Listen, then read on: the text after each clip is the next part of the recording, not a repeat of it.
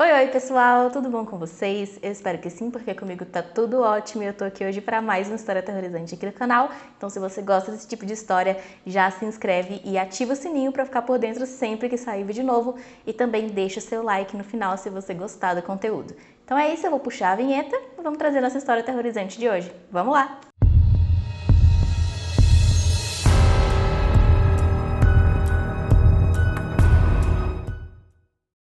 Chris Kremers e Lisanne Fromm eram duas amigas que faziam bastante coisa juntas. A Lisanne, ela tinha 22 anos na época dos fatos e ela anteriormente morava com o pai e um irmão. Ela também adorava esportes e era bem ativa e considerada uma menina bastante inteligente. A Chris era um ano mais nova, tendo 21 anos, e antes também ela morava com os pais e mais dois irmãos.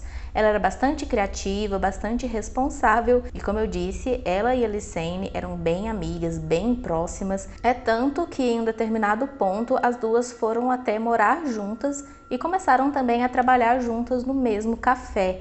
Elas trabalhavam juntas com o objetivo de ir juntando dinheiro para fazer uma viagem que elas tinham o sonho de fazer juntas. As duas eram formadas já, a Chris inclusive já estava iniciando em uma segunda graduação, então eram jovens realmente muito estudiosas, muito responsáveis e muito ativas. Elas viviam na Holanda e elas tinham o sonho de conhecer o Panamá. Então, durante 6 meses, elas trabalharam nesse café que eu disse e todo o dinheiro ali que elas conseguiam, elas juntavam para poder realizar essa viagem. Quando foi em março de 2014, elas então já tinham conseguido juntar toda a quantia que elas iriam precisar e então resolveram embarcar na viagem no dia 15 de março de 2014.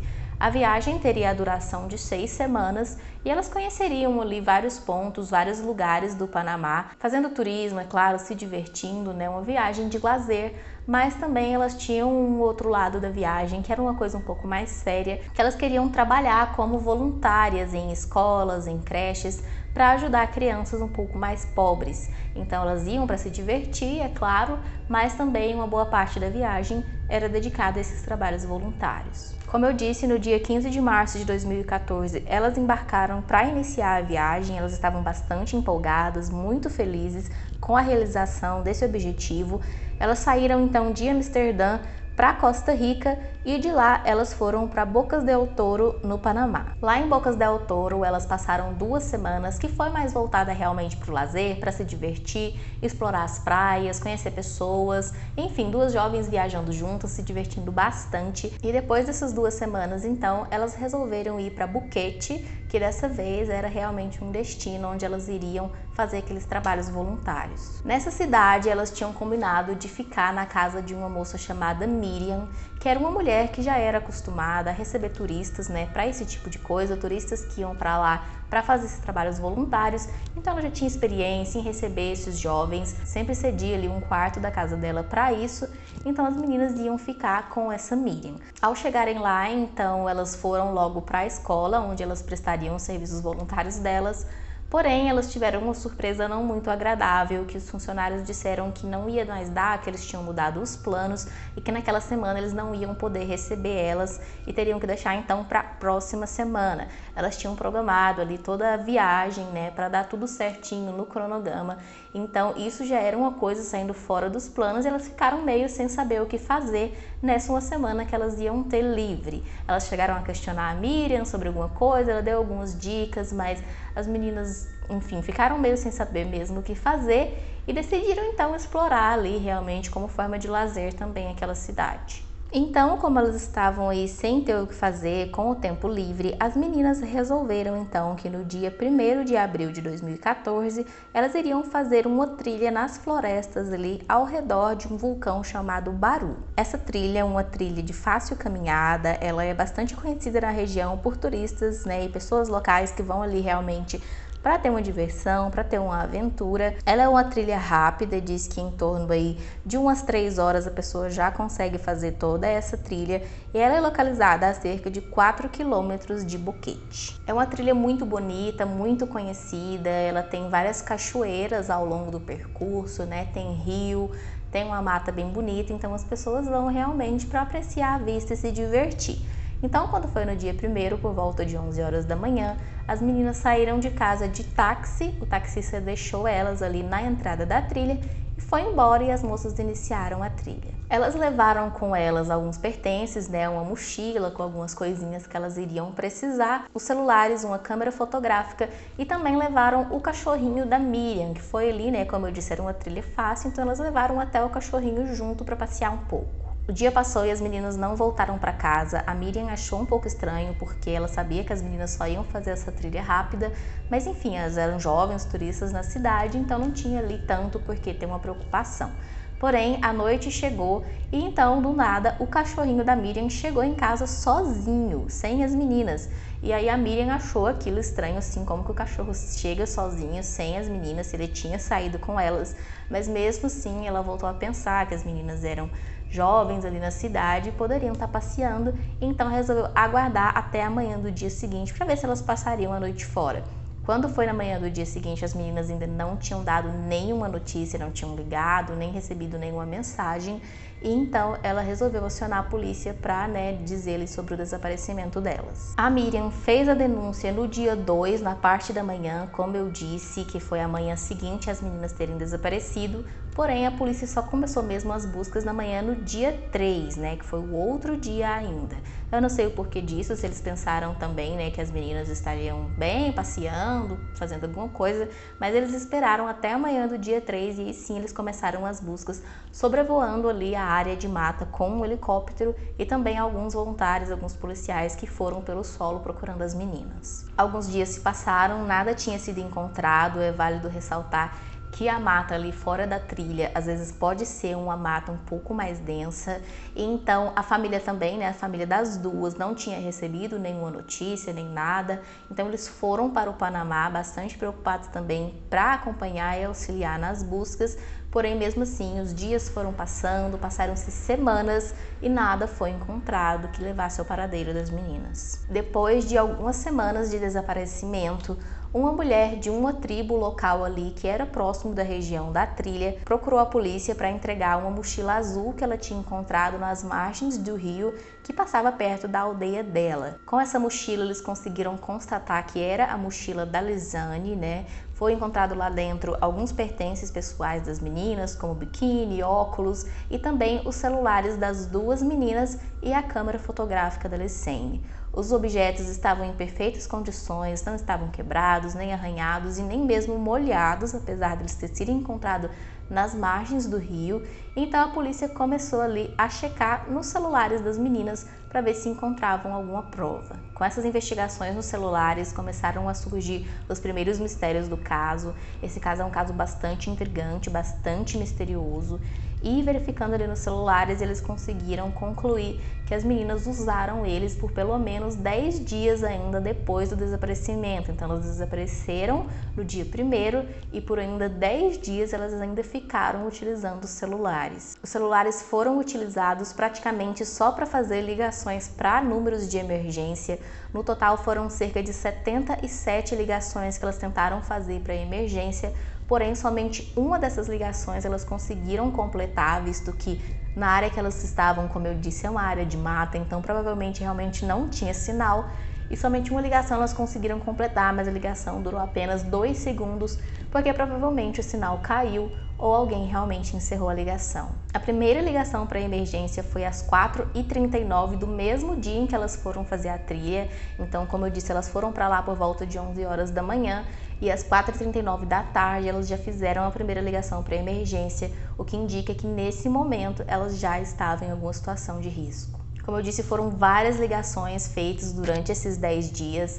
As meninas sempre desligavam os celulares entre as ligações, provavelmente para economizar a bateria, o que deu certo, já que durou aí 10 dias as baterias. A bateria do celular da Lizane durou menos tempo. Quando foi no dia 6, ele não foi mais utilizado, já porque a bateria já tinha acabado completamente. E enquanto isso, o da Chris permaneceu funcionando, Porém, começou a acontecer outra coisa estranha do caso, que é que o celular dela foi, tentaram desbloquear ele várias vezes com a senha incorreta. Então, provavelmente não era a Chris, porque ela saberia a própria senha. E talvez pudesse ser a Alicene que não sabia a senha da amiga, mas foi várias tentativas de desbloquear, e se elas quisessem ligar para a emergência como elas vinham fazendo, não precisa desbloquear o celular para ligar para a emergência. Acho que nenhum celular precisa ser desbloqueado para fazer esse tipo de ligação. Então provavelmente era alguma outra coisa que a pessoa queria fazer nesse celular sem ser chamar por socorro. Bom, depois de todas essas tentativas de desbloquear o telefone com a senha incorreta, ele obviamente bloqueou, né, que é quando tenta ali, muitas vezes o celular bloqueia mesmo. E quando foi no dia 11, então o celular também acabou completamente a bateria e não foi mais utilizado. Depois de verificar os celulares, eles então foram verificar também a câmera fotográfica da Alicene que estava na bolsa, e mais coisas estranhas começaram a ser descobertas.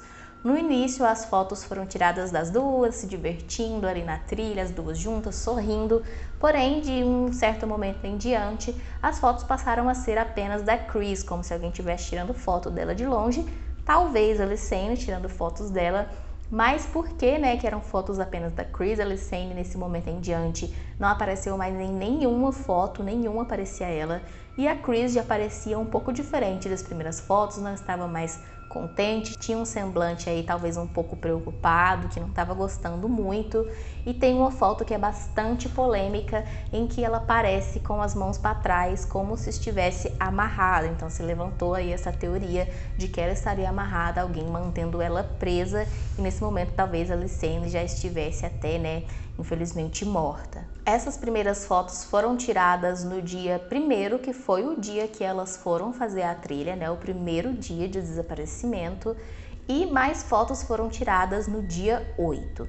Essas fotos do dia 8 já são umas fotos ainda mais estranhas, mais perturbadoras, porque dessa vez não aparece quase que nenhuma das meninas, nem mesmo a Chris. A Chris aparece em uma das fotos que foi tirada assim da cabeça dela, do topo da cabeça dela, e nessa foto dá pra ver ali que ela tem um pequeno machucado na cabeça. Provavelmente ela estava tentando ver esse machucado no momento que tirou a foto, mas as demais fotos são ali das árvores, das pedras, do chão. Já está de noite nessas fotos, elas foram tiradas entre 1 e 4 horas da madrugada, então é como se as meninas estivessem tentando, talvez, iluminar o local com os flashes da câmera ou registrar aquele local para poder depois verificar se elas não tinham já passado por ali, né? No caso, se elas estivessem perdidas na floresta, isso faria bastante sentido, fotos para identificar o local, ou talvez por algum outro motivo, mas não se tem muito porquê delas tirarem todas aquelas fotos de coisas aleatórias sem ser por um desses dois motivos. Tem fotos também dos pertences delas em cima das pedras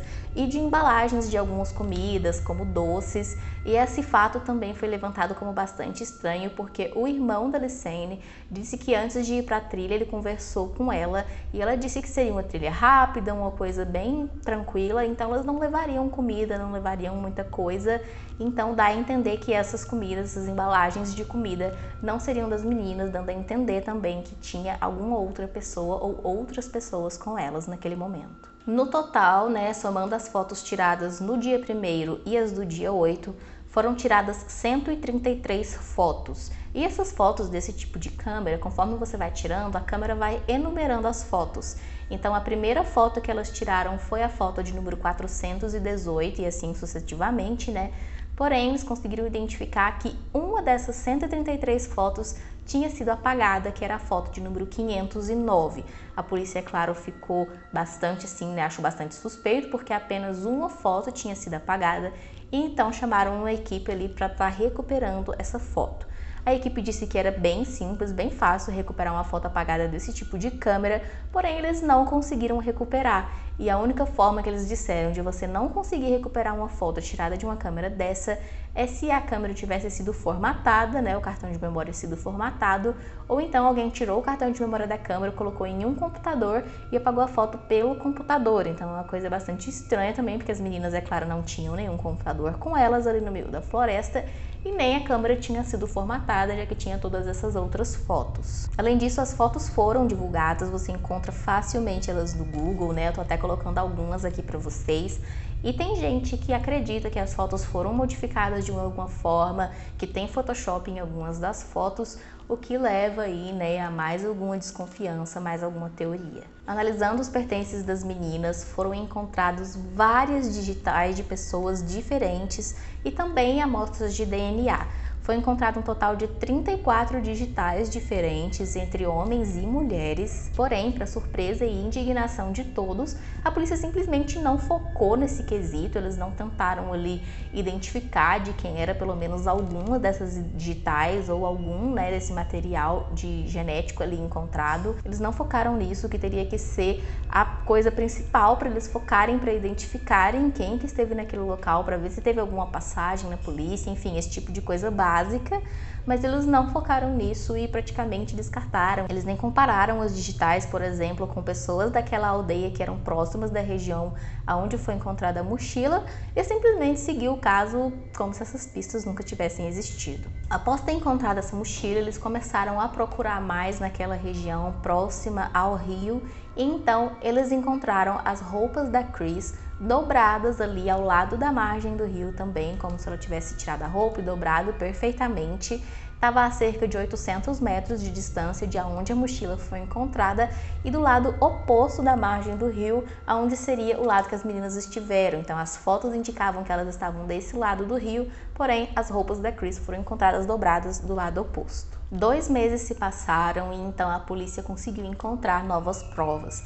Eles encontraram restos de ossos atrás de uma árvore que ficava próxima a esse mesmo rio e além desses restos de ossos também encontraram um pé humano calçado em meia e sapato, que depois se comprovou ser um dos pés da Alicene. Bom, nesse momento, se alguém ainda tinha alguma dúvida ou alguma esperança de que as meninas ainda estivessem vivas, foi comprovado, né, que provavelmente não, já que foram encontrados os ossos e o pé da Alicene. Conforme o tempo foi passando, mais ossos foram sendo encontrados que foram confirmados que pertenciam tanto a Alicene quanto a Chris. Os da Alicene foram decompostos naturalmente com o tempo, porém nos ossos da Chris foi encontrada outra coisa que levantou ainda mais suspeitas.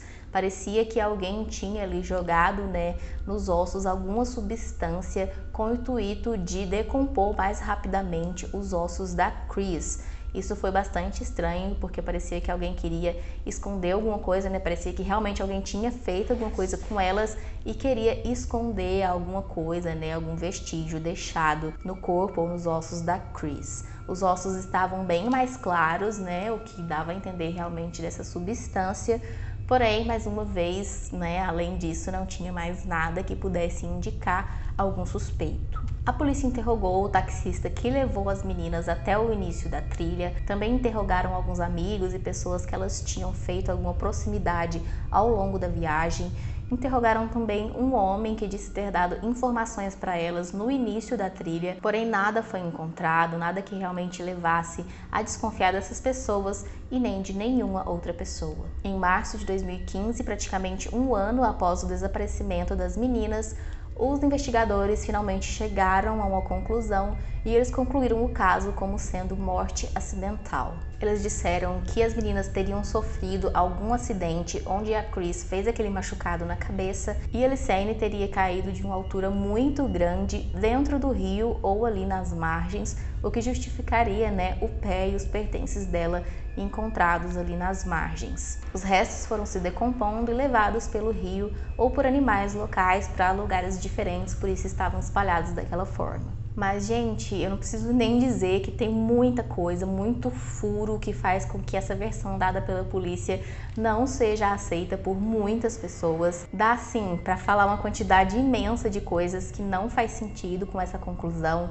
como por exemplo as roupas da Chris que foram encontradas dobradas perfeitamente na margem do rio, os itens da mochila da Alicene que estavam intocáveis praticamente, nenhum quebrado, nenhum arranhão. Então, se ela tinha caído de uma altura tão grande a ponto de arrancar o pé dela fora, gente, era para ter acontecido alguma coisa com as coisas dentro da mochila, mas nada, tudo estava em perfeitas condições. Além disso, a mulher que encontrou a mochila disse que no dia anterior ela tinha ido naquele mesmo lugar e não tinha nada lá. E quando ela foi no dia seguinte, a mochila estava lá, como se alguém tivesse ido lá e colocado a mochila naquele ponto. Além disso, tem todas aquelas fotos estranhas e bastante bizarras. Também tem o fato de aquela substância que foi encontrada nos ossos da Chris dá a entender que alguém realmente tentou decompor o corpo dela um pouco mais rápido. Tinham muitos ossos faltando faltando, que não foram encontrados. Também tem a questão do DNA e de todas aquelas digitais encontradas nos pertences das meninas. Tem a foto apagada da câmera, tem também a questão do celular da Chris, né? Alguém ter tentado desbloquear ele várias vezes com a senha incorreta. Então, gente, tem muita coisa que leva a entender que não tem como ter sido uma morte acidental, que tem sim alguma pessoa ou várias pessoas envolvidas na morte delas que fizeram algum mal, né? Muitas pessoas acreditam que foi um assassino ou até mesmo um serial killer que fez isso com as meninas, porque realmente, geralmente, eles não têm interesse em levar os pertences das vítimas. Talvez eles levem uma coisa ou outra ali como troféu, né? Mas eles deixam tudo para trás e o simples prazer deles é fazer mal à pessoa. Eu particularmente acredito sim que não tem como ter sido morte acidental alguém ou mais de uma pessoa, né?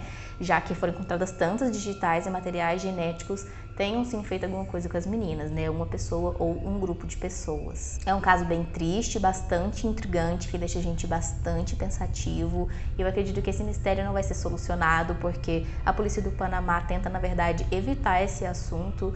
Talvez porque lá é um local turístico, então ter essa imagem, né, atrelada, esse crime atrelado a eles, essa questão da violência, não é bom porque vai espantar os turistas e prejudicá-los. Então, eles não falam sobre, eles parece que não têm interesse realmente em desvendar nada, eles só querem deixar esse caso abafado e seguir a vida. Então, eu quero que vocês deixem aqui nos comentários, é claro, qual que é a opinião de vocês, se vocês acreditam nessa questão da morte acidental, que eu acho bem difícil de alguém acreditar, ou se vocês acreditam que realmente alguém fez alguma coisa com as meninas e conseguiu se safar dessa forma aí, né, como se fosse praticamente um crime perfeito.